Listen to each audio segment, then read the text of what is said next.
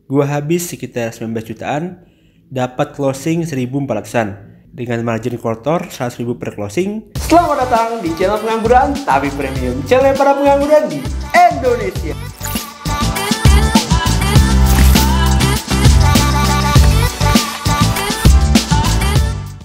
Beberapa waktu lalu, gue pernah posting screenshot budget iklan gue sebesar 8 juta yang mendatangkan closing kurang lebih sekitar 800 produk. Ternyata, karena banyak yang tertarik, di video kali ini gue coba bahas studi kasus dari iklan yang gue lakukan tersebut. Di sini, gue juga coba menjawab beberapa pertanyaan dari teman-teman sesama dropshipper pemula. Ada yang nanya, bang, kalau lokasi gue nggak di Jakarta atau di Jawa, bisa nggak jualan online? Bisa banget. Sebagai informasi, gue sendiri berada di Banjarmasin, dan supplier gue itu ada di Jakarta. Kena ongkir bolak-balik dong kalau gue mesti kirim ke Banjarmasin dulu barangnya. Alhamdulillah, masalah ini teratasi karena gue bisa sewa gudangnya Mas Berdian. Biaya sewa gudang udah termasuk dengan biaya packing barang kita ya. Nanti kalau ada order, barangnya dikirim dari gudang tersebut. Kalian bisa cari saudara atau kerabat yang tinggal di Jakarta atau di Jawa. Atau bisa juga sewa gudang yang terdaftar di kredibel. Apa itu kredibel? Bisa Google sendiri ya. Pertanyaan berikutnya, bang, aneh belum punya tim nih, kira-kira bisa survive nggak?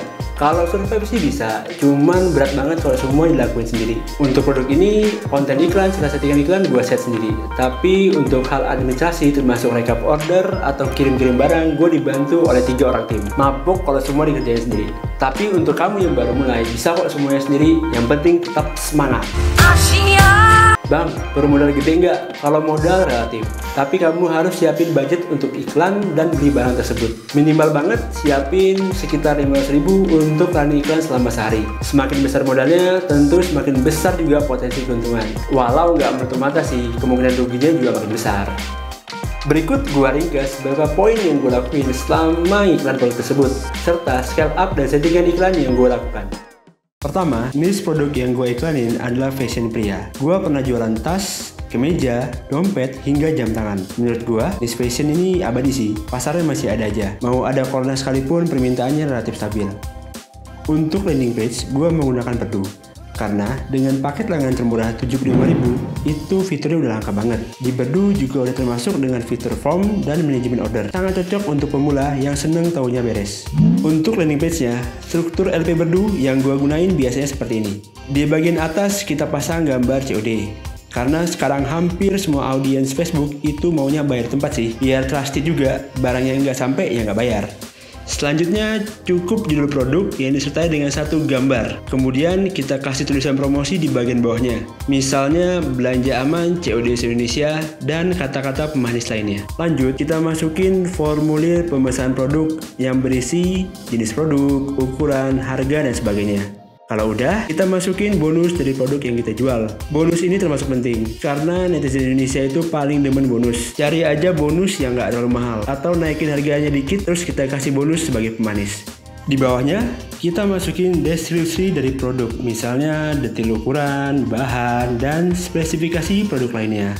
Komponen berikutnya yang gue masukin adalah testimoni dari produk kita. Kalau belum punya, bisa minta dari supplier ya. Jangan lupa izin ke suppliernya terlebih dahulu.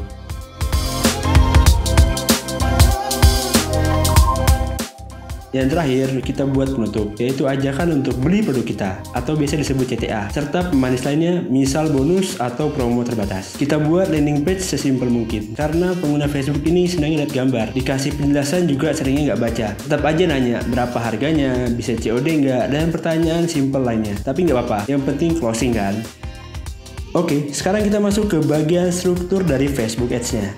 Gue selalu mulai dengan struktur Facebook Ads seperti ini. 1 campaign, 2 ad set, dan 2 auto ads. Dengan budget awal sekitar Rp50.000 per campaign.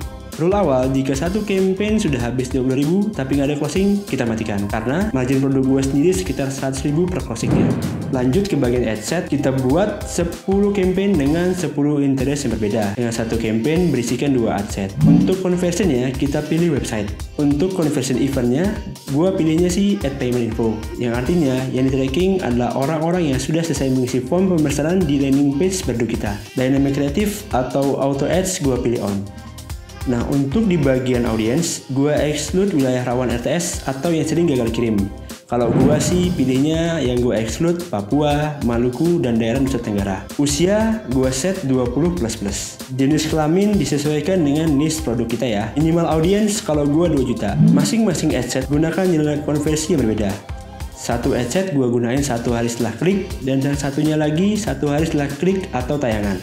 Untuk placement, gue pilih juga auto. Gue suka sih yang auto-auto ini karena biar Facebook aja sih yang mikirin yang terbaik buat iklan kita. Kitanya emang auto rebahan aja, ngarepnya sih gitu. Sombong amat. Untuk bagian ads, iklannya gue menggunakan auto ads dengan 10 gambar yang berbeda. Bisa berbeda warnanya atau kolase dari beberapa gambar produknya. Kemudian untuk captionnya, gue menggunakan tipe-tipe yang power word, alias langsung to the point, promo barangnya atau bonusnya apa. Untuk memudahkan desain iklannya, gue selalu menggunakan template dari video the feed.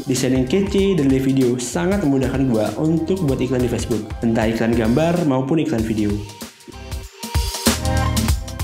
Yang mau beli template-nya, jangan lupa ya gunakan kode kupon pengangguran premium.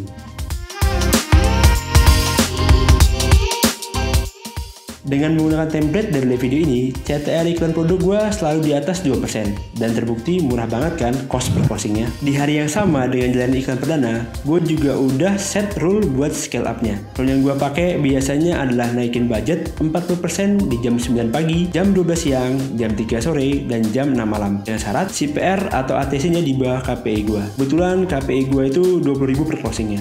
Terus gue buat rule juga, campaign itu bakal mati kalau CPR-nya menyentuh 50.000 per closing. Daripada boncos kan, karena margin produk gue itu sekitar 100.000 per closingnya. Nah, ini total spending iklan gue selama jalanin campaign produk ini. Kurang lebih mungkin sekitar 10 harian lah.